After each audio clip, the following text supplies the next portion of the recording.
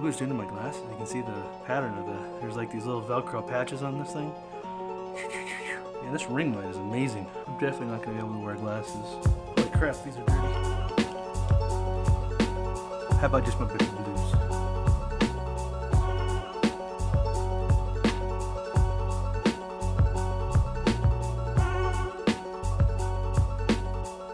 So 6 months ago, I bought the Spark. And I've actually really been enjoying the Spark. It has been a great overall drone. The problem that I've had with it so far, 1080p, which is okay. I'm not really necessarily a big 4K fan anyway. I shot it all on 1080p. The big issues that I had, two main ones: 30 frames a second, couldn't do 24 frames a second, which admittedly, the thing that actually really bugged me about it was no color profiles, no D-Cine-like, no, I think it's D-Log is the other one that the higher end Phantoms use. Spark doesn't have it, so they came out with another drone. Alright, so I think this is the part where opening, spinning title sequence. What do you mean we don't have a title sequence? No intro? Maybe I could write on the screen or something? What's up? What's up? Peter McKinnon doesn't work either. What's up? I think maybe you have to be Canadian to do that. Hint, I'm not a Canadian. Poutine. One of these days I'm gonna have an intro. I suppose I have to have more than one video up, which, by the way, thank you very much for all the people who actually watched that video. I think right as I'm recording this, it was around 6,700 views on one video. And then I went from 0 to almost 100 subscribers. So, you know, it's pretty small for a YouTube channel. All right, it's really small for a YouTube channel, but I gotta start somewhere. And I've only had one other video, so maybe this is another one that'll help get me up there. There's a handful of reasons that picking up the Mavic Air was worth it to me over the Spark. 4K video, while I already said it's not necessarily a big deal, the ability to have it is actually really nice. It's got 120 frames a second, 1080p, and it's got D-Cine. Like, I have confirmed that, and I think towards the end of the video we're going to go through some of the settings, not all of them. There's already lots of videos that have already done very thorough unboxings, gone into all the features, gone through all the app, the DJI Go4 app, and I don't really necessarily want to do that. I just want to go through the things I think that are most important to me, and that I think maybe are most important to people who actually want this for cinematography or for taking better quality pictures. And one of the other things we're going to talk about a little bit later is ND filters. PolarPro are the ones that made the filters that I had for the Spark, and they do have filters coming out for the Mavic Air, and we're going to be looking into those pretty soon too. But the first thing I have to do before I get any of that done is I need to unbox this bad boy. So let's go out and unbox it.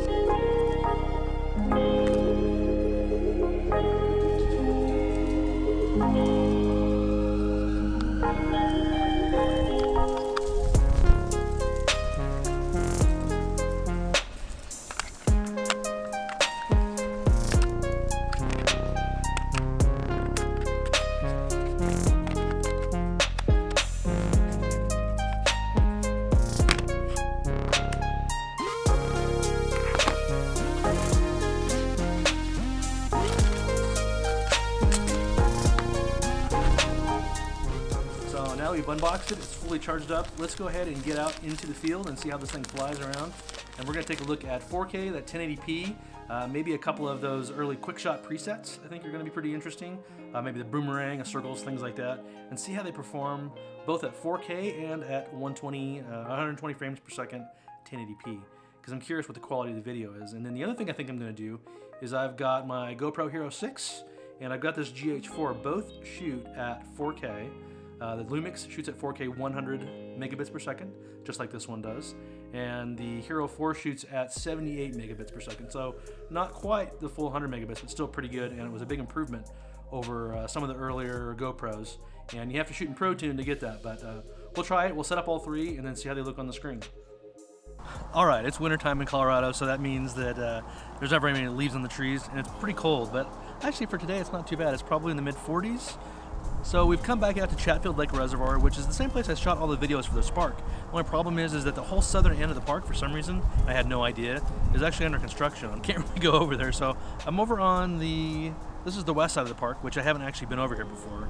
And what I wanted to do, there's 470 in the background. I want to take the Mavic up and get a couple of images of some cars that are really moving by. I want to try that 120 frames a second at 1080p and see how it really works.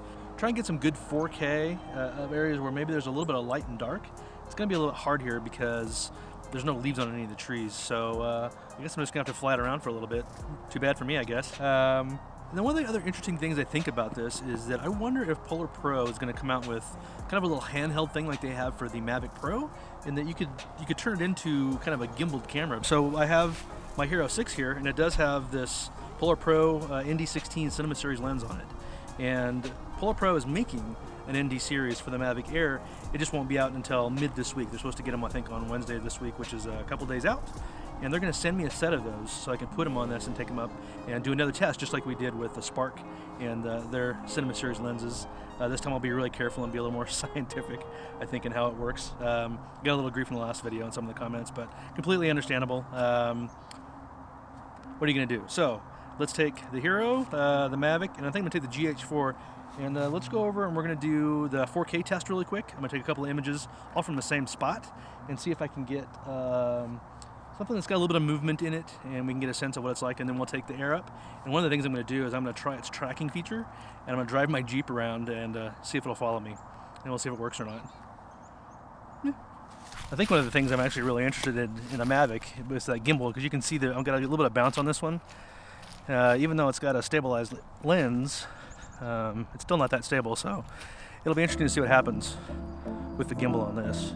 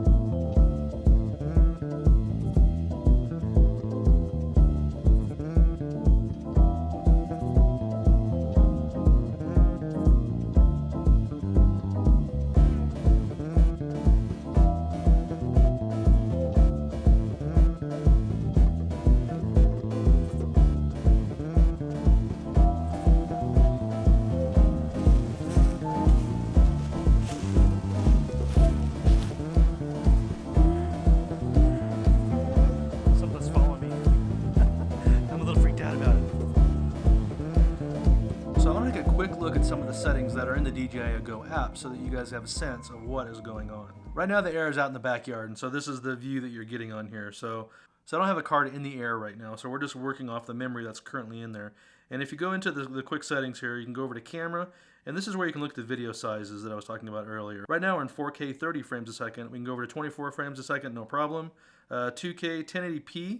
As you can see, we have 120 frames a second, all the way down to 24 frames a second. That is going to be super useful in being able to kind of get this wide range of different types of shots. And if we go back into there, get out of video size, and we go into video format, of course there's movie and MP4. For me, in DaVinci Resolve, MP4 seems to work the best, even though I could probably do it in MOV. Then you have white balance, which is pretty typical across the board, and style is a pretty interesting one. You can go into style and you can control sharpness, contrast, and saturation. And that's one of the beautiful things about the custom. As you can see, I've already adjusted sharpness and contrast a little bit. And even saturation, I've knocked those things down a little bit, and I'm going to continue to play with these. This is actually one of the things I'm going to do in the next video with the PolarPro filters and the ND filters, is test the filters themselves against some of these custom settings and see how they perform. And then lastly, we do have color, and I mentioned that it has D-Cine-like on it, and that's the only one. Maybe future updates, future firmware updates will give us some additional options. That would be really nice if we could do either custom color options or import LUTs, things like that. That would be really handy. And I think for right now, that's all I really wanted to show on the app. In the next video, when we talk about the ND filters, we're going to talk a lot more about the auto and the manual and the shutter speeds and the ISOs and things like that, because those ND filters are going to have a lot bigger impact on it than it just coming straight out of the box right now.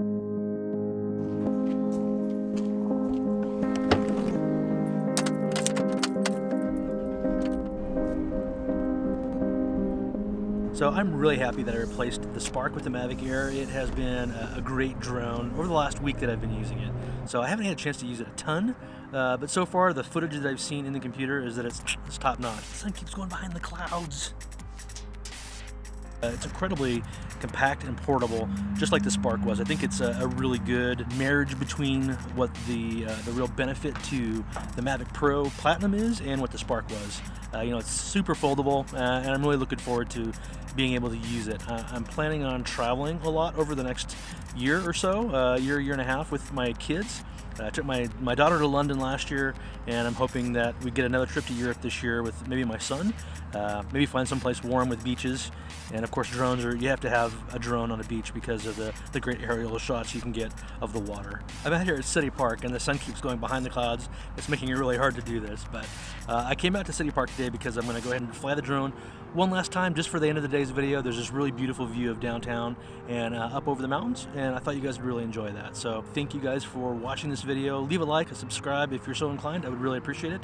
Even comment down below. I'd like to start having conversations with people who have been getting the Mavic, have the Spark, or maybe even thinking about getting the Mavic Pro 2 or the Phantom 5 when they come out. So keep an eye out next week for the PolarPro video, and we will see you guys soon. Enjoy the great view.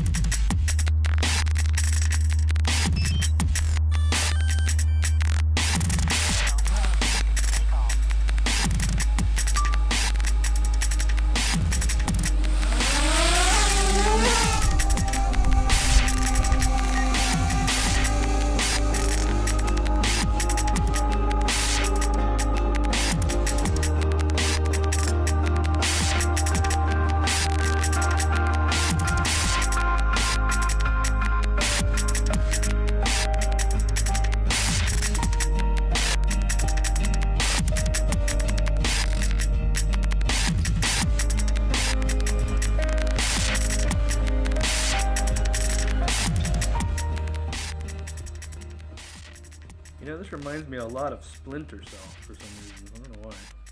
Precious, my precious.